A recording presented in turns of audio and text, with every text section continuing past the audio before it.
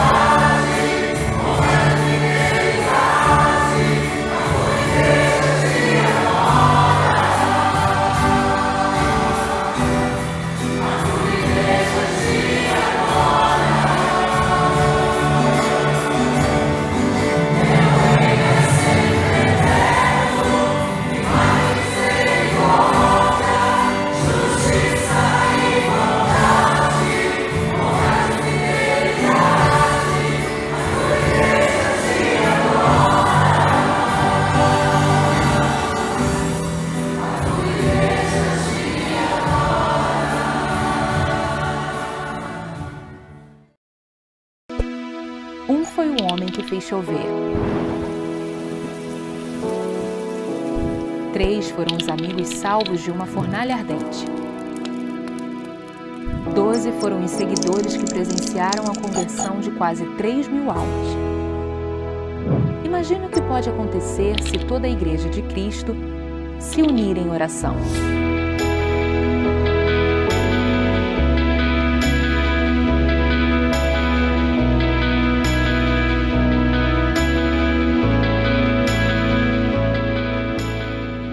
Se o meu povo, que se chama pelo meu nome, se humilhar e orar, e buscar a minha face, e se converter dos seus maus caminhos, então eu ouvirei dos céus, e perdoarei os seus pecados, e sararei a sua terra.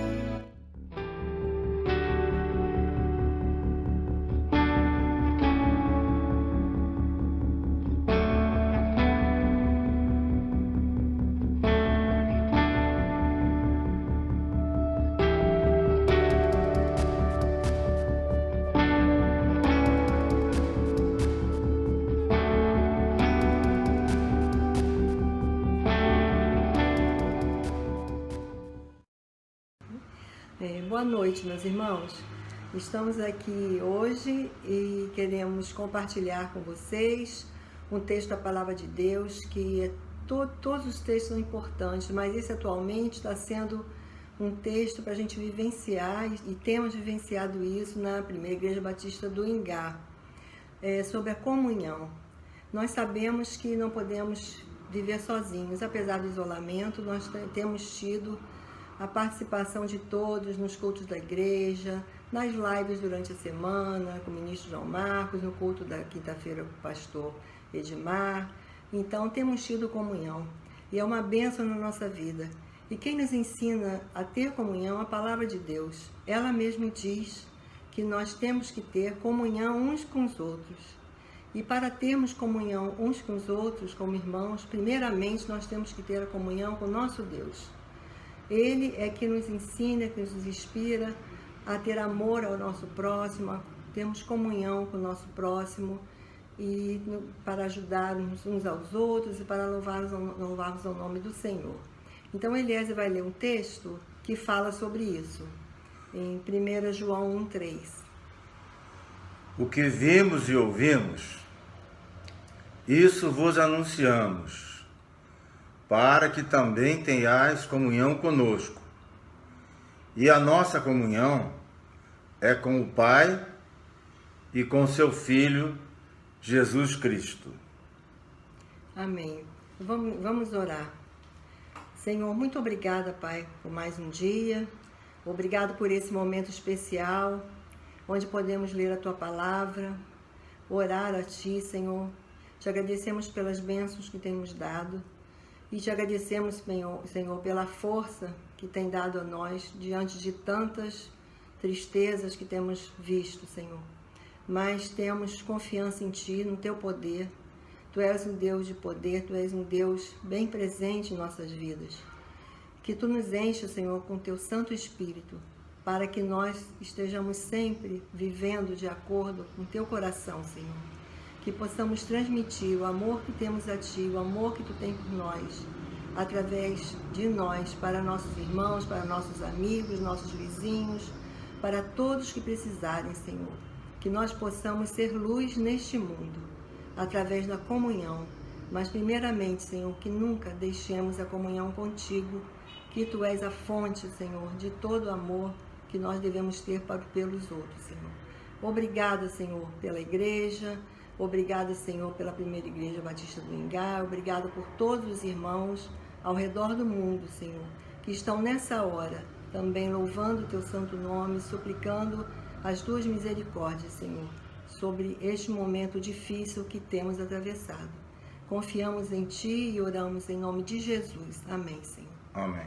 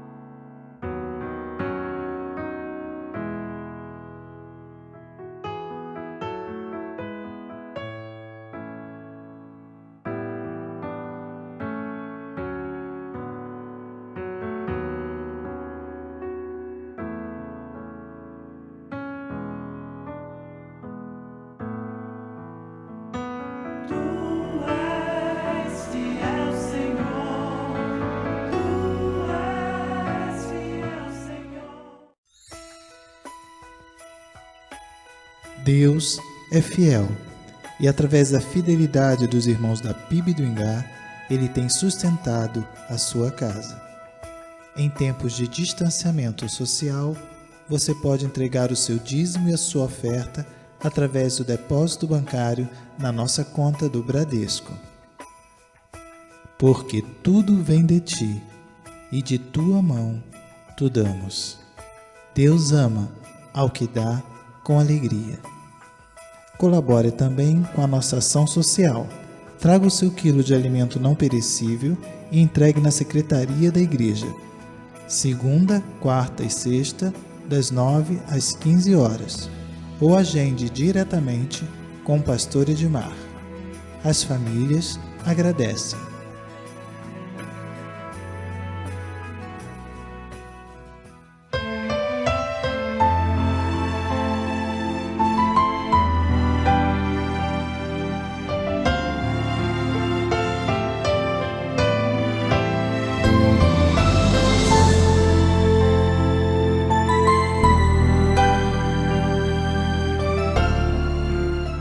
Estamos concluindo, encerrando as celebrações do mês da família. Foram 4 semanas onde tivemos tarefas, desafios para cumprir. Você conseguiu fazer com a sua família? Espero que sim, porque foram desafios muito interessantes e eu tenho certeza que ajudaram muito no crescimento de cada um dentro da sua família. E agora nós queremos encorajar você a colocar em prática aquilo que você escreveu dentro da cápsula do tempo, que foi o nosso primeiro desafio, o que você colocou para a sua família, que você gostaria que fizesse para demonstrar amor, e o amor é tudo, vamos demonstrar bastante amor. No terceiro, de que maneira você pode ser uma pessoa mais confiável.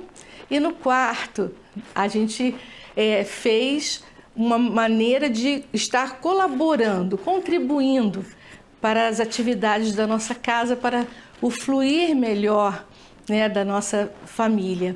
E eu espero, em nome de Jesus, que cada um se comprometa a fazer aquilo que colocou lá para fazer. E vamos em frente, porque famílias fortes, igreja forte.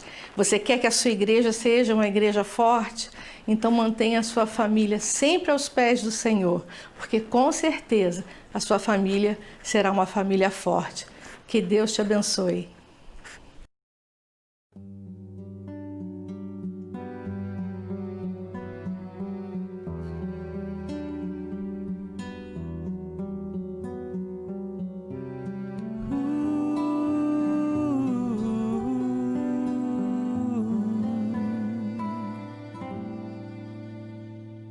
Nada é igual ao seu redor,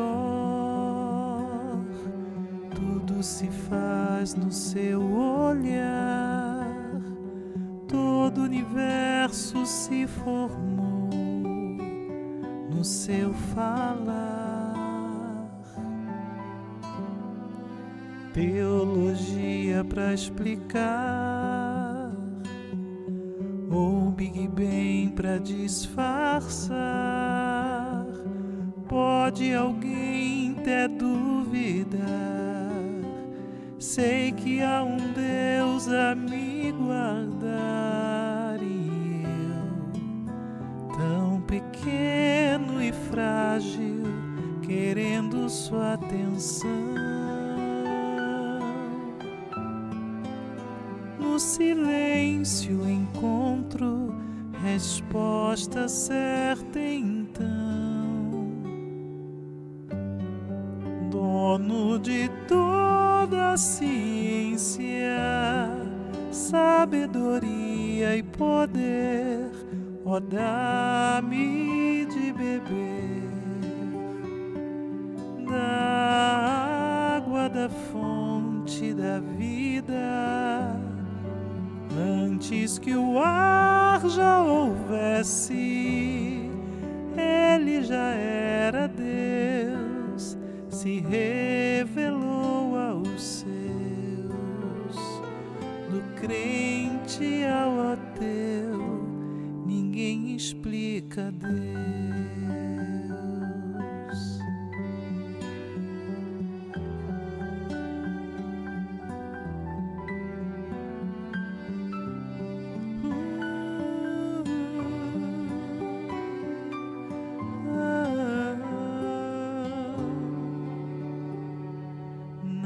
Nada é igual ao seu redor, tudo se faz no seu olhar, o universo se formou no seu falar. Teologia pra explicar, ou Big Bang pra disfarçar. Pode alguém ter dúvida? Sei que há um Deus a me guardar, e eu, tão pequeno e frágil, querendo sua atenção. No silêncio encontro resposta certa então. Dono de toda a ciência, sabedoria e poder, ó, dá-me de beber da água da fonte da vida, antes que o ar já houvesse, ele já era Deus, se revelou aos seus, do gentio ao judeu. Ninguém explica Deus, ninguém explica, ninguém explica Deus, ninguém explica, ninguém explica Deus. E se duvida ou se acredita, ninguém explica, ninguém explica Deus, ninguém explica, ninguém explica Deus, ninguém explica, ninguém explica Deus. Ou se acredita ou se duvida, ninguém explica Deus. Dono de toda a ciência, sabedoria e poder, ó, dá-me de beber da água da fonte da vida, antes que o ar já houvesse, ele já era Deus, se revelou aos seus, do crente ao ateu, ninguém explica Deus.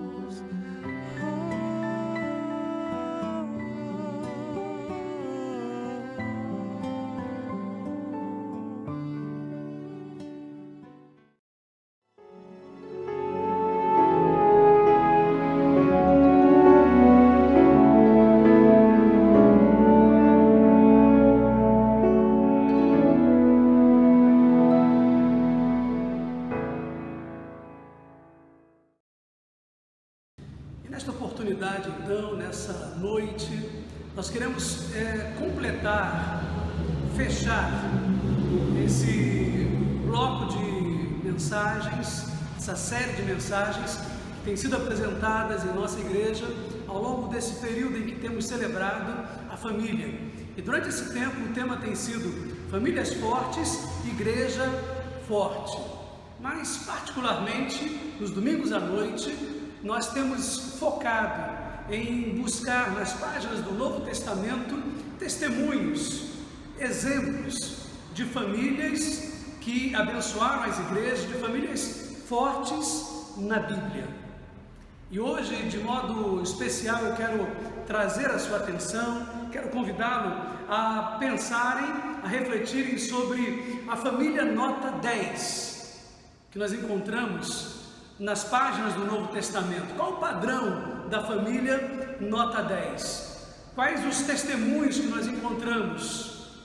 E nós vamos então ler o texto bíblico de Romanos, capítulo 16, versos de 1 a 16, quando o apóstolo Paulo então faz menção dos nomes de alguns irmãos, de algumas famílias que com certeza poderiam entrar nesse padrão família nota 10. Testemunho dessas famílias, a palavra do apóstolo Paulo vão nos mostrando exatamente quais os critérios para nós percebermos ali que uma família em nossa igreja está vivendo o padrão família nota 10. Vamos ler o texto bíblico? Romanos 16, versos de 1 a 16. Recomendo-vos, pois, diz o apóstolo Paulo, Febe, nossa irmã, a qual serve na igreja que está em Cencreia, para que a recebais no Senhor como convém aos santos, e a ajudeis em qualquer coisa que de vós necessitar. Porque tenho hospedado a muitos, como também a mim mesmo. Saudai a Priscila e a Áquila, meus cooperadores em Cristo Jesus, os quais, pela minha vida, expuseram suas cabeças. O que não só eu lhes agradeço, mas também todas as igrejas dos gentios. Saudai também a igreja que está em sua casa. Saudai a Epêneto, meu amado, que é as primícias da Acaia em Cristo. Saudai a Maria, que trabalhou muito por nós. Saudai Andrônico e a Júnia, meus parentes e meus companheiros na prisão, os quais se distinguiram entre os apóstolos e que foram antes de mim em Cristo. Saudai a Amplias, meu amado no Senhor. Saudai a Urbano, nosso cooperador em Cristo, e a Estaques, meu amado. Saudai a Apeles, aprovado em Cristo. Saudai aos da família de Aristóbulo. Saudai Herodião, meu parente. Saudai aos da família de Narciso, os que estão no Senhor. Saudai a Trífena e Trifosa, as quais trabalham no Senhor.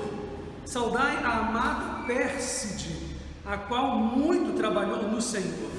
Saudai a Rufo, eleito no Senhor, e a sua mãe e minha. Saudai a Ansícreto e Flegonte, a Hermes, a Pátrobas, a Hermas e aos irmãos que estão com eles. Diz ainda Paulo: saudai a Filólogo e a Júlia, a Nereu e a sua irmã, e a Olimpas e a todos os santos que com eles estão. Saudai-vos uns aos outros com santo ósculo. As igrejas de Cristo vos saúdam.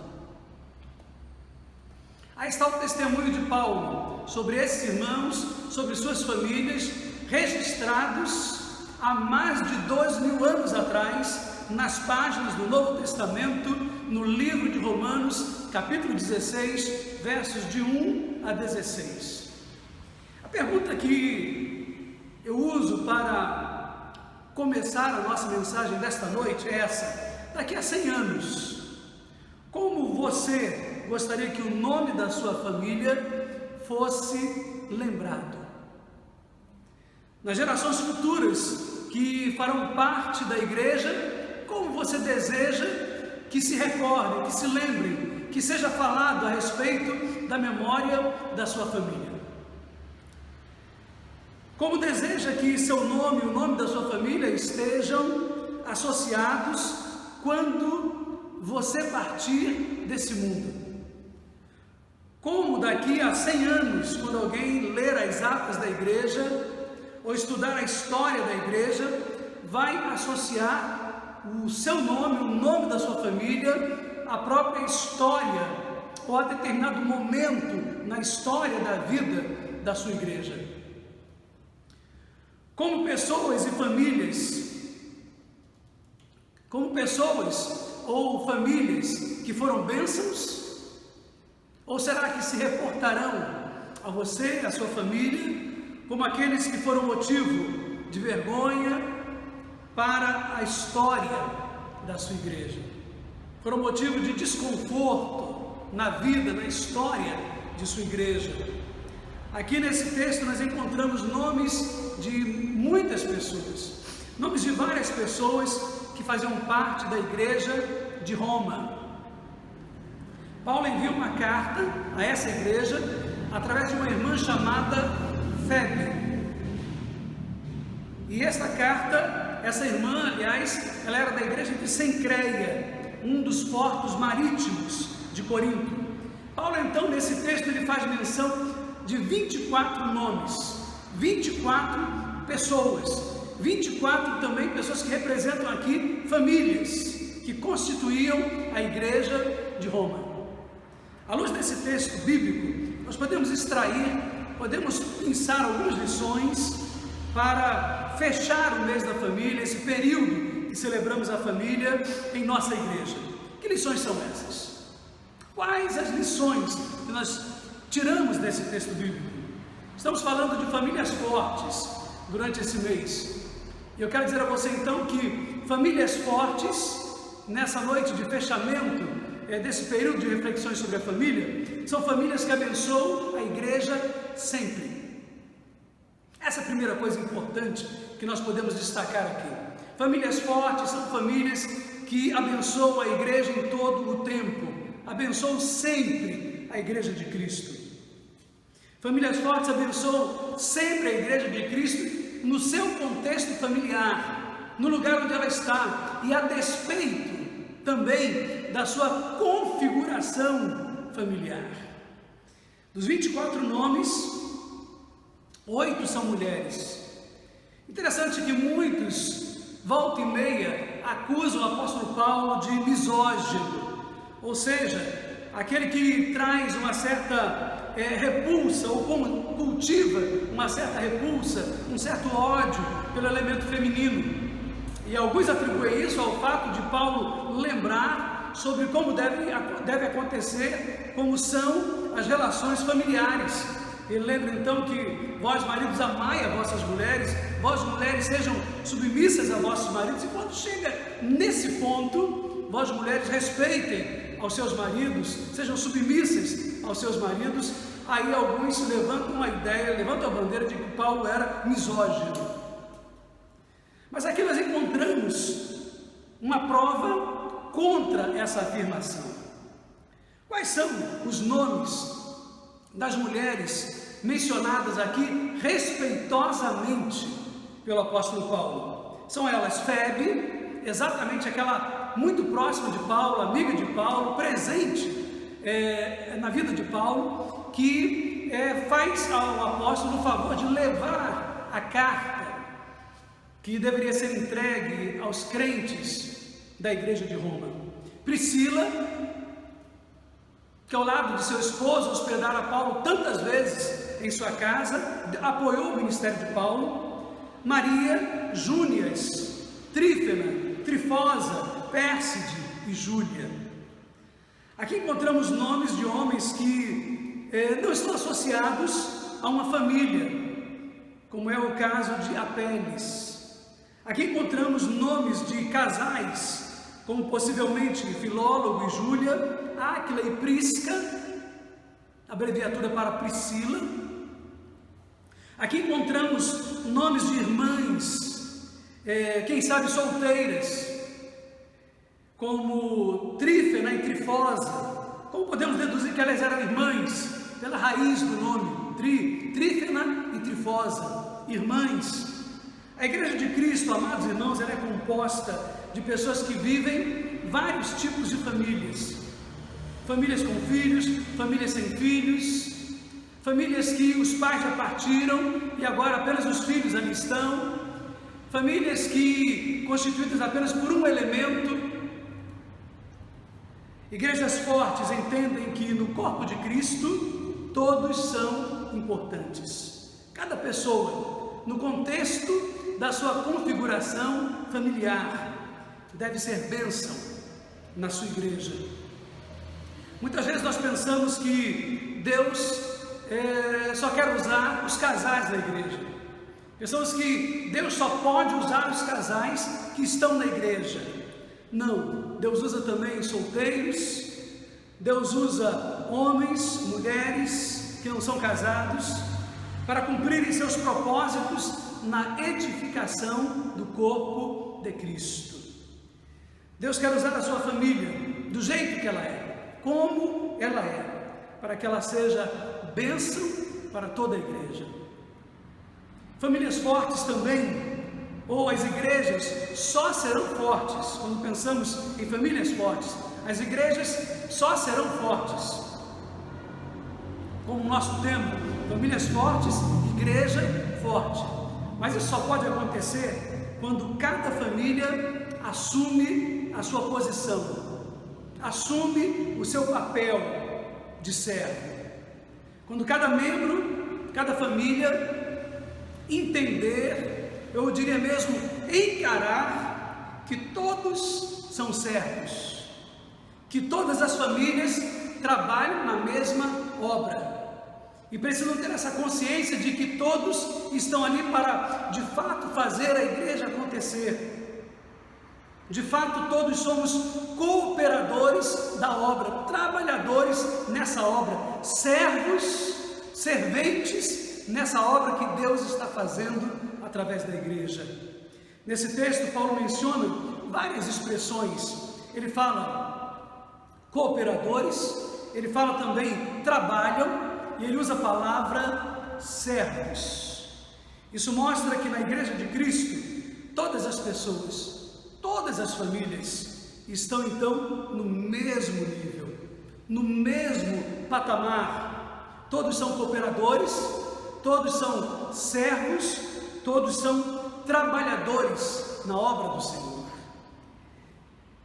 É triste constatar algumas vezes famílias que se sentem mais importantes que outras famílias da igreja, se sentem mais nobres que as demais famílias que cooperam ali na igreja.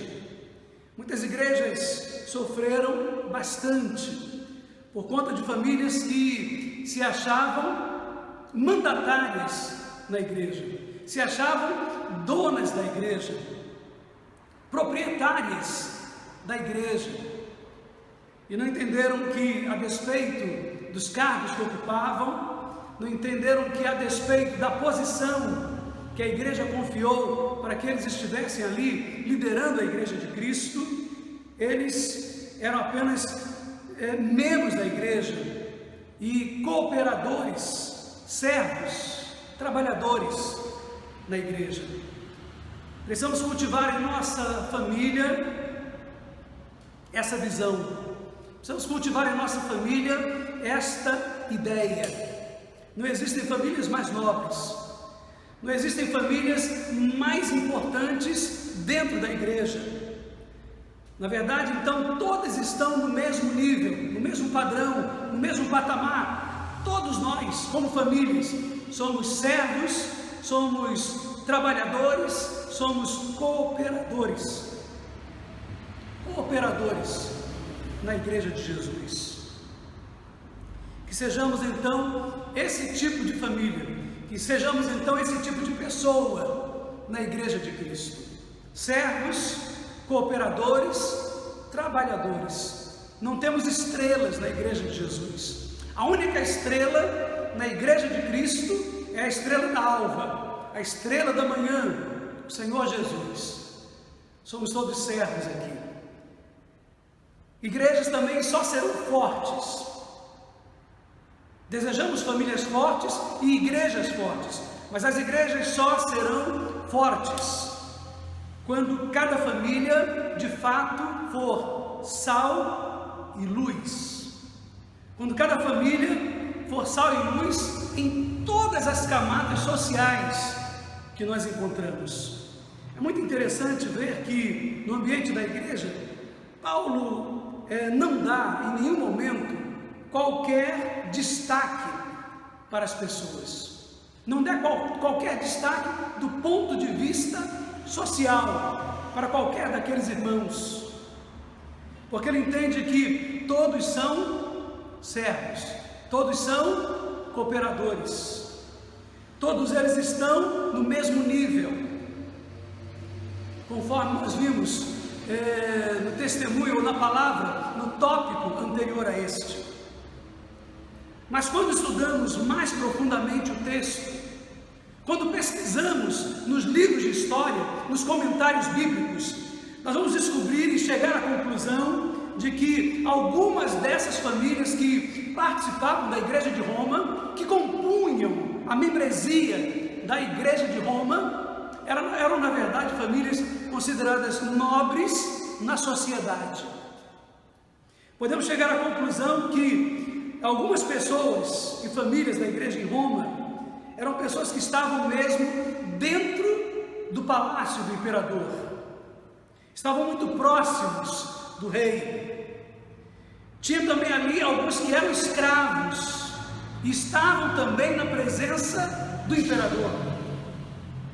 Por exemplo, no verso 11, aparecem ali, nós lemos ali, dois nomes importantes, os nomes de Herodião e Narciso. Calvino, pai da Reforma Protestante, ele diz que Tibério Cláudio Narciso, o homem mencionado pelo apóstolo Paulo ali, era uma pessoa de muita influência durante o império de Cláudio, e que mais tarde, algum tempo depois, ele teria sido executado por ordem de Agripina, mãe do imperador Nero. No verso 14 do texto que nós lemos, aparece o nome de Patrobas, nome de um rico oficial liberto das mãos do imperador Nero. Aparece também o nome de Hermes, um nome muito comumente dado a um escravo. Nós lemos no verso 15 sobre Filólogo e Júlia, muito provavelmente marido e mulher. E o nome Júlia era muito comum e muito associado ao palácio, muito associado à casa imperial. O que isso quer dizer? Isso nos mostra que Deus coloca pessoas dentro da sua igreja que estão nas mais diferentes posições na sociedade. Deus traz para dentro da igreja pessoas que ocupam posições as mais diversas na sociedade lá fora. A igreja de Roma, naquele tempo, não se reunia num templo. A igreja era e ainda é composta essencialmente de família. Famílias essas que Deus coloca em todos os lugares, em todas as camadas sociais. E Ele faz isso para que elas testemunhem da sua fé em Jesus.